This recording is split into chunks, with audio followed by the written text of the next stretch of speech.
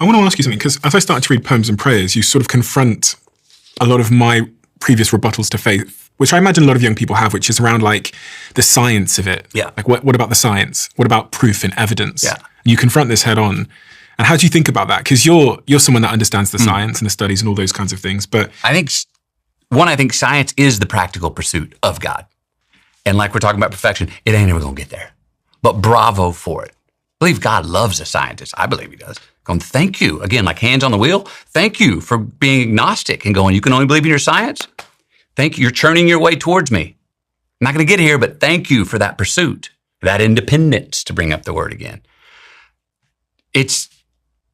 I don't know. That's the point. I can't not conclude.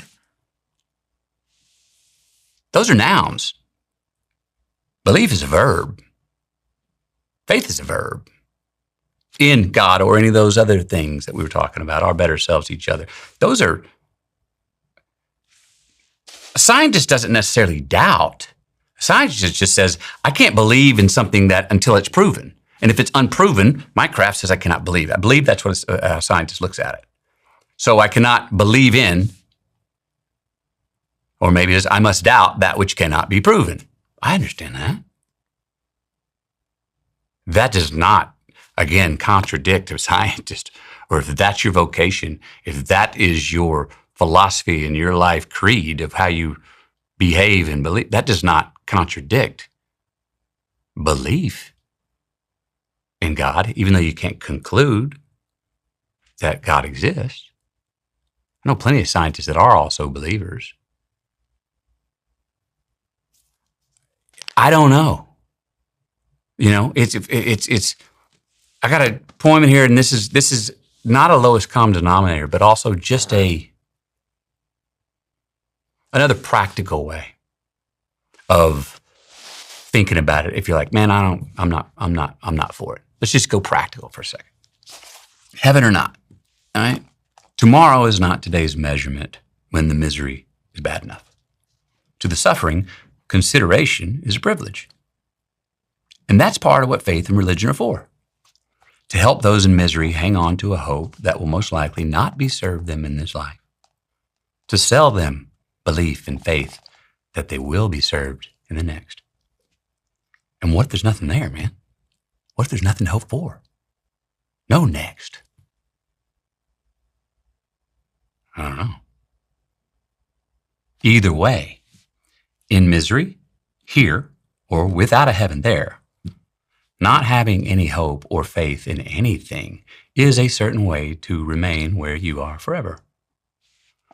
But if you can find something that can keep you going, something, no matter how small, to look forward to and continually have faith in and chase, well, then your life here will be better than it is now, heaven or not.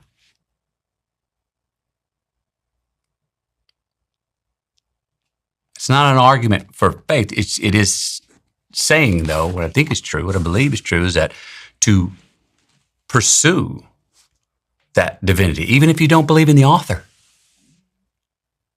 it's not anonymous. But if you say, no, when you say that's God, I don't believe in that author, it's fine, okay. Find principles and ways of living and approaching life, yourself, others, your neighbor and self. Call them ethics, whatever, morals, whatever you want to call them, paradigms and sort of law markers out there. That's going to help in this life. Now. Gets you out of the rut. That's what the science and the studies show, that people that do have a faith are happier, healthier. And people can argue as to why that is, you know. Hey, that's what I try to be clear in this, that I'm not trying to convert people to go, no, you should believe in God. Blah, blah, blah. There's plenty enough to go. I get it with religion that excludes a certain amount of people that I cannot go there.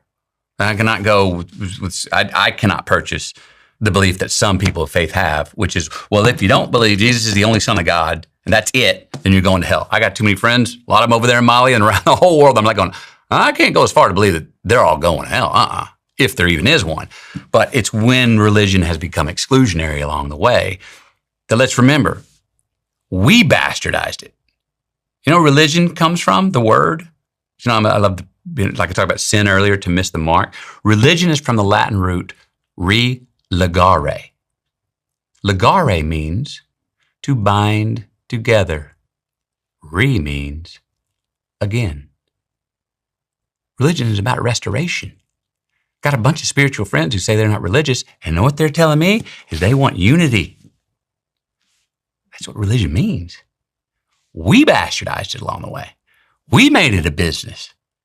I don't believe that the original creators of religion and Muhammad and Jesus and God are going, yeah, that's fine. No, there's even stories in the Bible about going, no, that ain't fine.